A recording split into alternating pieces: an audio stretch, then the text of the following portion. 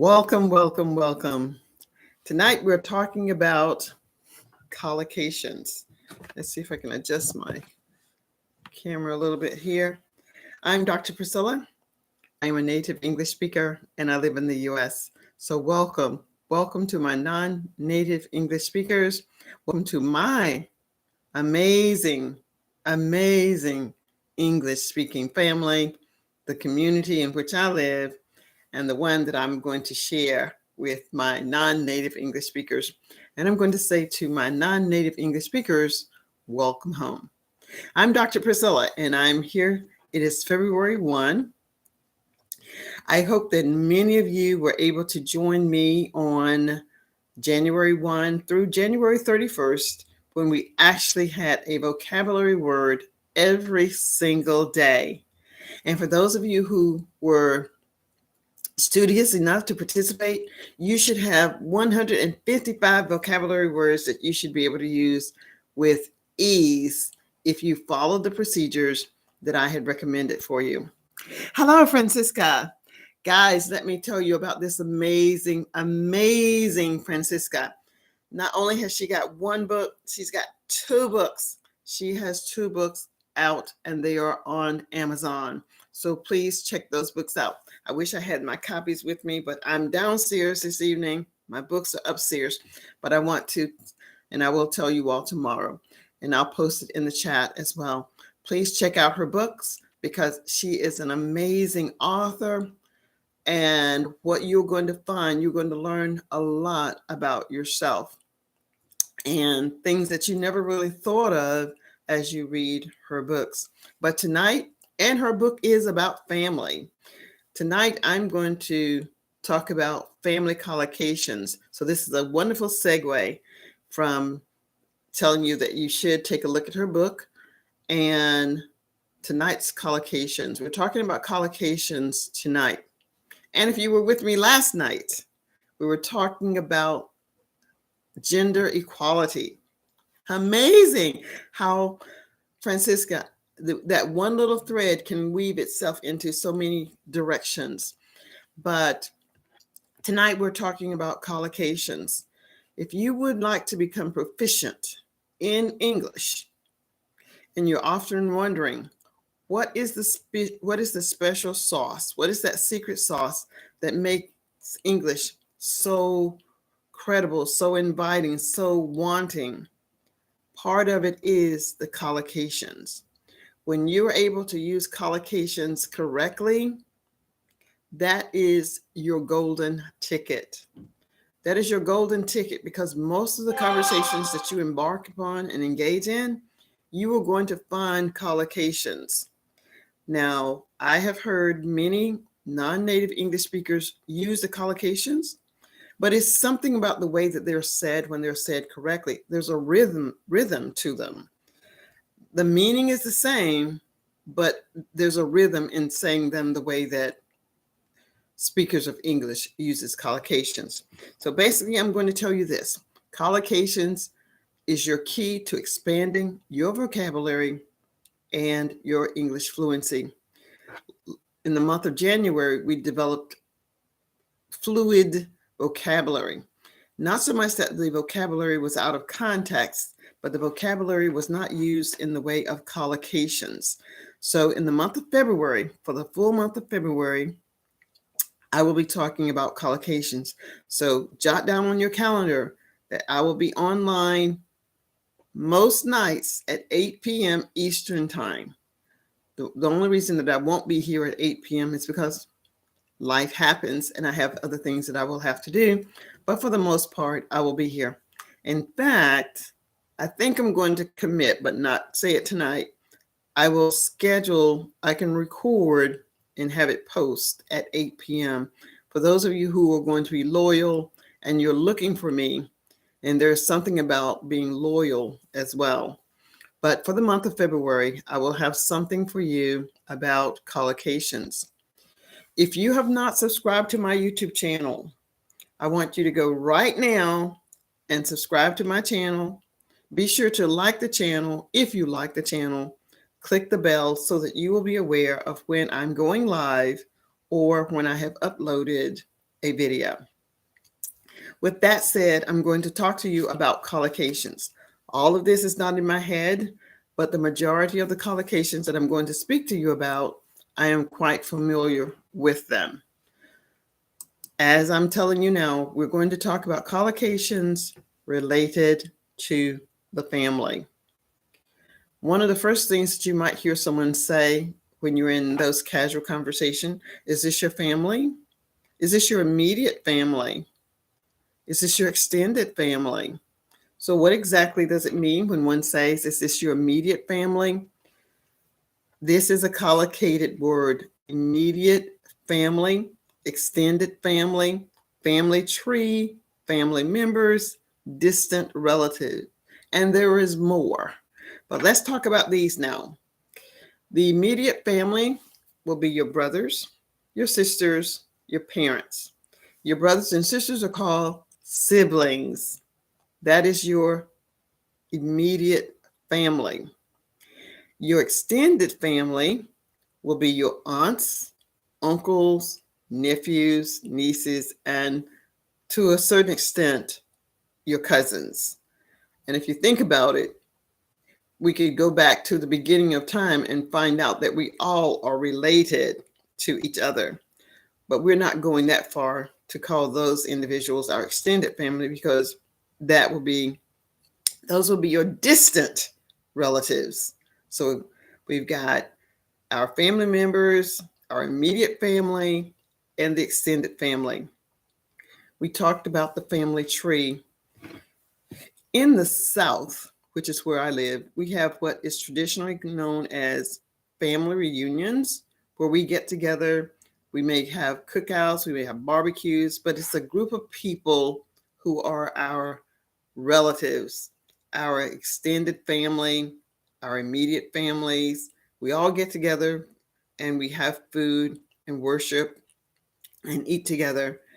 And it comes from the family tree. My great, great, great, great, great grandfather on down to the youngest child that is there. We try to keep a history of these individuals, and this is noted as the family tree. Usually it is written down, but the collocated word is the family tree. Now, if you're lucky, you have a loving family or a close-knit family. These expressions, loving family, close-knit family, refers to family members that have good relationships. When you see them, they're all happy and smiles. You probably never really see them arguing with each other. They're very complimentary, and they're trying to help each other, whatever the struggle may be. It could be a struggle going to university. Where will the money come? They all pitch in to help the others become successful. So they walk on the shoulders of every other generation. You may even hear carefree childhood, a carefree childhood. And a lot of people have the good fortune of having a carefree childhood. They are not forced to go out and get a job. Maybe they are allowed to work on their studies, stay home and study, and become whatever it is that their aspirations are. If they would like to be an author, or if they'd like to be a doctor, maybe even a fireman or a nurse, whatever the case may be, we could say that this person has a carefree childhood because they don't have the burden of having to go out and do a variety of things. Oh, thank you for the super clap. Thank you, thank you, thank you. Then, unfortunately, still thinking about family collocations, we have the dysfunctional family. We have the dysfunctional family or a troubled childhood. A dysfunctional family would be such where individuals did not have everything that they needed. Maybe the mother and father were not together. Maybe it was from a single parent home. It doesn't necessarily mean that one parent was horrible and the other parent wasn't, but something was wrong with the balance of that family. And the child, in this case, is in a dysfunctional family, and it is shown or on display when the child goes to school. The child may have disruptive behavior because of something that is missing in their home environment. And so we might say that the child is from a troubled childhood. And there are just so many words related to family in terms of collocations. A bitter divorce. This is when the husband and the wife just could not get along and they found it difficult to agree on the terms of the divorce. Rarely will you find that someone says it was an amicable divorce. Amicable being that, we just agreed that it isn't working and we decide to go our different ways. When it's a bitter divorce, it seems that they're fighting tooth and nail until the very end, until the divorce is final. Some might call this a messy divorce. Same thing as a bitter divorce. When everyone is aware that something's wrong, and what typically happens is that people take sides. People take sides because if you really like the spouse, whichever one you liked, you're going to maybe think, well, I knew that wasn't going to work when I saw this. Stay out of it. It's none of your business unless they ask you.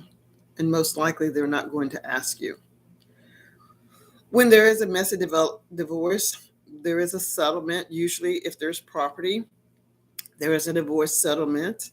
And if you know anything about the haves and the have-nots, you cannot have a human being. If there are two children, one takes one, the other one takes one, that's insane. But you can't agree on who gets which one. And it's not necessary, I think, for the child to make that decision. I think it's just so unfortunate that these things do happen. And when that does happen, we have the term custody of the children. Custody of the children.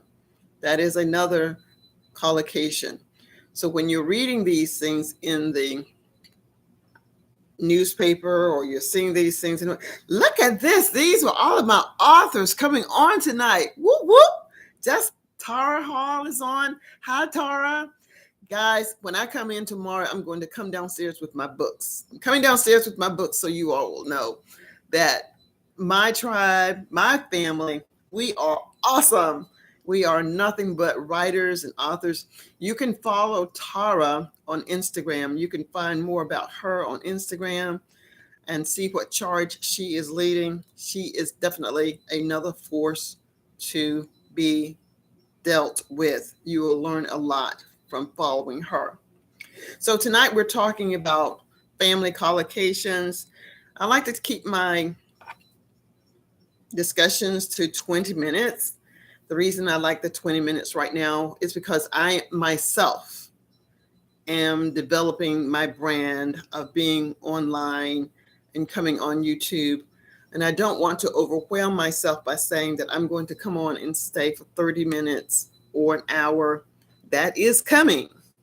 But for now, I'm going to leave it to just 30 minutes. I'm going to leave it to under 30 minutes and build up to, I'm going to be that little engine that could. When my audience grows, then I'm going to expect that there will be some interaction from either Facebook or YouTube, and I'll be responding. So as we round the corner, a few more collocations are going to be pay child support. Now, there is a misunderstanding that sometimes people will think that only men pay child support. That's not true. Women sometimes will have to pay child support in the event that the male component or the male partner has custody of the children. There is something known as mutual divorce separation. Either you're mutually separated, you don't want to get the divorce, or you are mutually divorced, but you get along. And I could say that I'm divorced, but I have a mutual divorce. I don't necessarily speak with my son's father on a regular basis, but if I see him, we're cordial.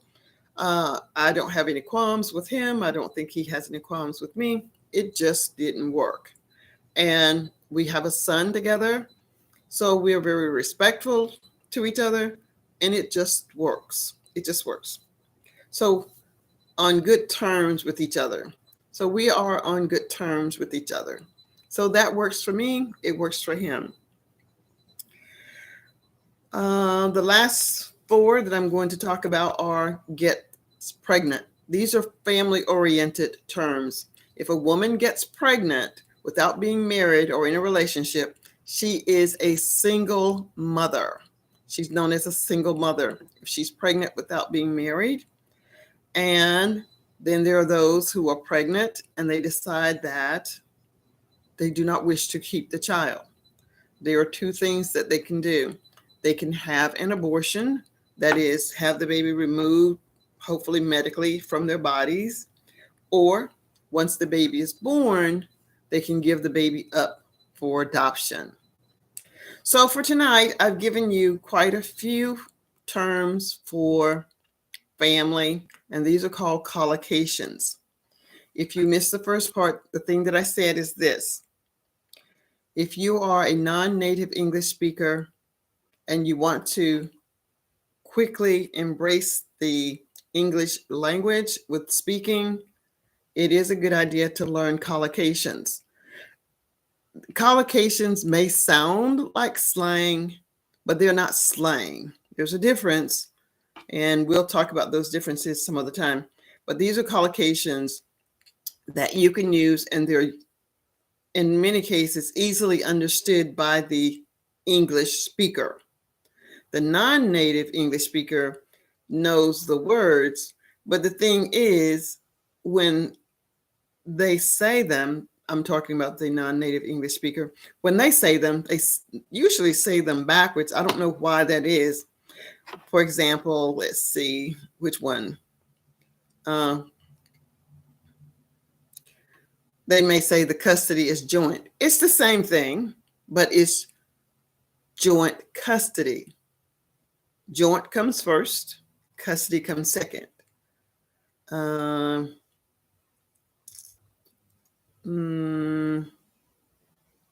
Close-knit family, they might say the family was knitted close. No, the family is a close-knit family. But whatever the case may be, understanding comes with practice, and it's not limited to English. It's everything. Whether you're cooking, driving a car, building a house, it gets better only with understanding. I want to take a moment and say thank you so much for joining me tonight on my YouTube channel, on my Facebook page, wherever you are in any part of the world. I really value and appreciate you. And I hope that on tomorrow night and future nights, you will also join me, bring a friend. I want you to see what you're going to experience as I experience it in 2022. Every month, I'm going to come with something different. In the month of January, I had a plethora of vocabulary words. Every day, I had a vocabulary word. In the month of February, I will have a collocation, or I will talk about collocations for the month of February. And we will have to wait and see what will be in store for us in the month of March. So until then, I want to let you know that if you are enjoying what I'm telling you tonight and what I've told you in the past, I'd like to invite you to join me in Owning Your Voice. That is my premier course that I have now. However, there are other courses on my website, but the one that is shining brightly right now is Owning Your Voice. If you'd like to know more about how you can be a part of Owning Your Voice, the information is below in the YouTube, and it's in the chatting section on Facebook. Schedule an appointment to speak with me. We're going to together create a plan of action that will help you become the best version of yourself. As you speak fluently in English, I will help you with your confidence, and you can see yourself rise to the level that you deserve. Until then, I'm Dr. Priscilla. I am a native English speaker and I live in the US. Thanks so much for joining. Please subscribe and click the bell so you will know when I'm on again. Thanks, Tara, for joining me. Thanks, Francisca, and have a nice night. Bye, Facebook and YouTube. Thank you so much for joining me tonight. Enjoy, and we'll talk again on tomorrow.